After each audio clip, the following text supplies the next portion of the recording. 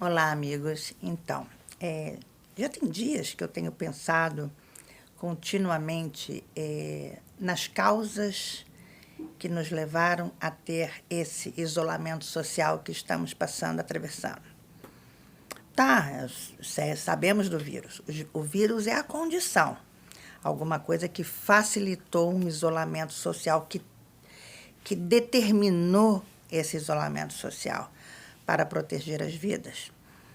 Mas qual é a causa? Porque a causa é anterior à condição. Né? E eu fico me lembrando de todas as pessoas com seus celulares, um conversando com o outro por celular, sentado numa mesma mesa. Fico me lembrando das famílias que deixaram de se reunir, dos amigos, né? Que ficou como mais entretenido, mas, de uma certa maneira, uma coisa mais impessoal, sempre as relações por rede social. Então, nós temos nos isolado há muito tempo. Faz tempo que a gente tem se isolado, né? Um dos outros, da convivência, do contato mais próximo. Agora não dá, mas antes, né? Do abraço, da conversa olho no olho, de de todas essas proximidades que as relações precisam. Então, se a gente olhar para trás, para as últimas 2 décadas, acho que tem uns 20 anos ou um pouco mais, nós temos continuamente nos isolado. E eu acho que essa foi uma das causas que fez com que a gente tivesse que se isolar. Porque por tantas vezes nós preferimos nos isolar. E isso conduziu a que tivéssemos que nos isolar. O vírus é a condição, ok? Mas eu digo a causa.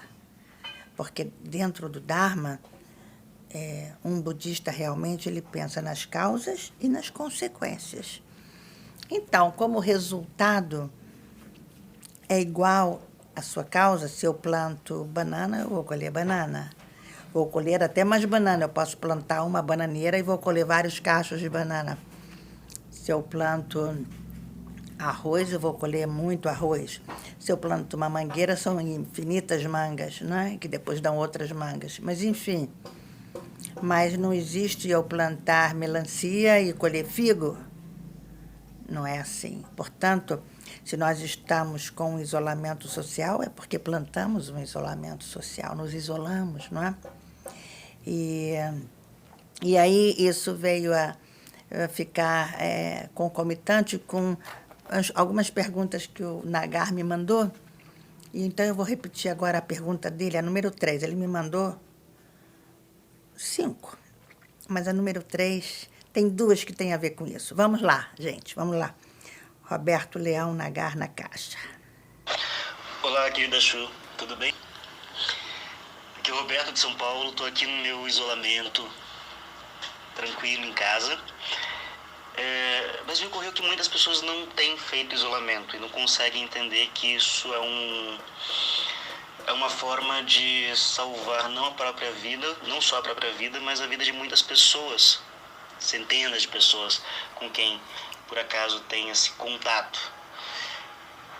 Nesse sentido, eu gostaria muito que você explicasse o porquê de assumirmos essa postura, essa atitude frente a um momento tão delicado. Muito obrigado.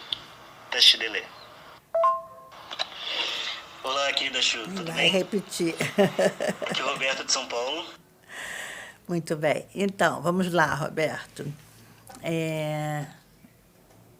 Bacana pela pergunta. Obrigada. Então, Roberto, eu venho pensando isso também, uma coisa junto com a outra. Nós, brasileiros, nós somos muito infantilizados. Por quê? Por que ainda não crescemos assim como uma nação? Porque a gente nunca teve que passar por nenhum tipo de evento e episódio que tivéssemos que realmente crescer. Nós não tivemos guerras, nós não temos desastres naturais, né? Vulcões, maremotos, terremotos.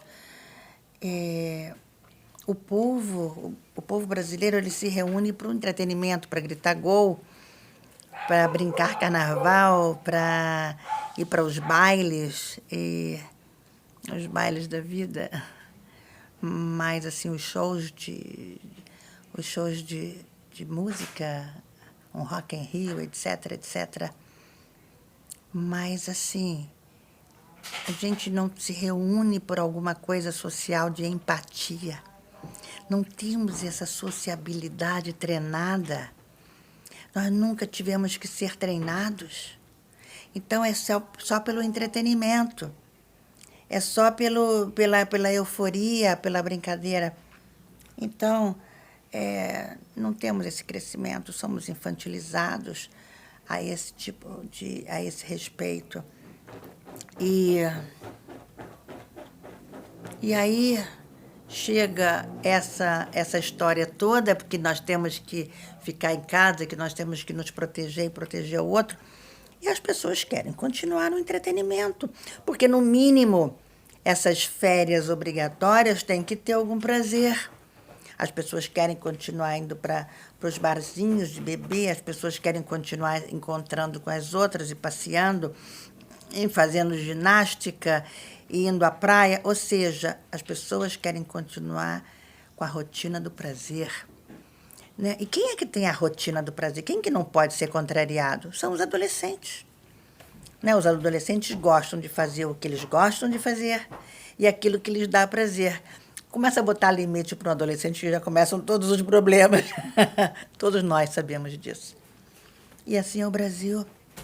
O Brasil, ele é adolescente, Roberto. Então, agora, nós estamos diante de um episódio triste, mas que pode nos fazer crescer como nação, pode nos fazer crescer como povo, pode a gente estender a solidariedade, estender o parentesco, né? E aproveitar toda essa quarentena, esse isolamento, esse retiro, como eu gosto de chamar, para um crescimento pessoal, para se indagar realmente o que é que a gente faz pelo outro. Este Maico estava falando anteontem uma coisa muito bonita sobre felicidade. Então, ele estava dizendo assim que tem dias que ele não amanhece bem. Tem dias que ele está taciturno, que ele está meio assim, não acordou com o pé direito, vamos dizer. Não está com alegria, que aquele dia não está pesado. E aí ele começa a pensar, mas por que eu estou me sentindo assim? Né? E aí ele chegou a uma conclusão de que ele fica assim porque ele está querendo satisfazer algum desejo dele e que não está podendo. Então, ele fica amuado. Aí, quando ele percebe isso, ele, e qual é a receita? Deixa eu tentar satisfazer o desejo de alguém, né? Vamos lá falar com alguém, dar a vez a alguém, ser solidário a alguém. E aí muda. Por quê? Porque mudam as nossas sementes, né?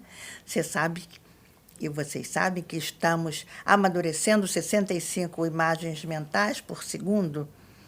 E essa é a vida que estamos observando. E são diferentes sementes. Então, nós não estamos reagindo o tempo todo iguais. Por isso é que a gente não sustenta o ensinamento, por isso que a gente não sustenta a mesma conduta, por isso que existe uma metamorfose ambulante o tempo todo, porque são diferentes sementes. Tá, tem as sementes similares, sim, mas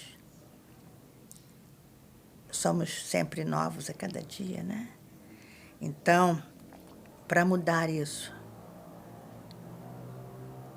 o acordar, o despertar amuado, sem empatia, com certo desgosto, com certo cansaço pela vida e por tudo que nós estamos passando, é porque o nosso pensamento só está em nós. Quando a gente mudar o pensamento para o outro, para você, né? Eu vou começar a me sentir melhor. Experimentem fazer isso. Experimenta, Roberta, é muito interessante. Eu já comprovei, porque isso acontece comigo também, né? E também vamos ter compaixão pela imaturidade da nação. Vamos tentar ver o que em nós ainda é adolescente. Como é que eu, Ivi, Achu, detém, reajo com a adolescência às coisas. De que maneira eu estou querendo priorizar o meu prazer, eu estou querendo priorizar a minha vontade, e de que maneira eu me sinto contrariado porque o outro não está me satisfazendo. O outro está satisfazendo qualquer outra coisa. Então, essa mudança não vai estar lá fora. A nação brasileira começa aqui. Então, essa maturidade, essa maioridade, inclusive espiritual, vai partir de nós, Roberto, né? Vamos ver o que em nós ainda tem a preferência pelo hedonismo, né? O prazer em primeiro lugar. Se ainda é preferência nacional, satisfazer a nós mesmos em primeiro, em segundo, em terceiro.